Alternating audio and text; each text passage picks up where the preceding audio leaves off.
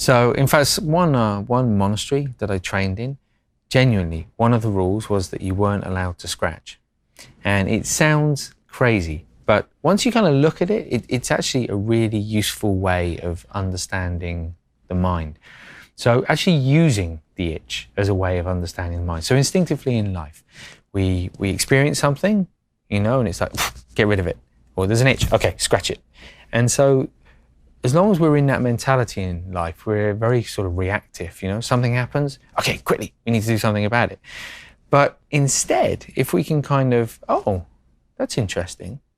Okay, well, what happens when I just watch it? Can I respond to it in a different way?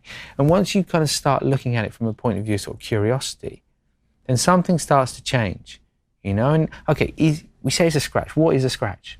Is it a sensation? And if it is it in one place? Or does it keep moving around, you know? What's creating that sensation of movement that we need to kind of stop?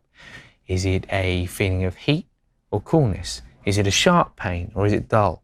So once we start to kind of look at it, often what happens is that it starts to, not necessarily disappear, but it's harder and harder to find, and all of a sudden, it's gone. And we've done that simply by looking at it. We haven't made it go away, we're just witnessing it. Sometimes it won't go away, even when you do that, and it persists.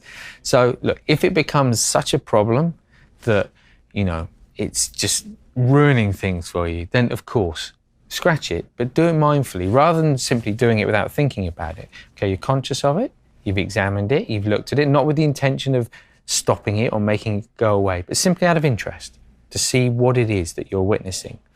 If it doesn't go away, then yeah, very slowly, bring the hand across, okay, scratch it, it's gone, you're conscious, you're bringing the hand back again, it's done, and you just continue on as though nothing else had happened.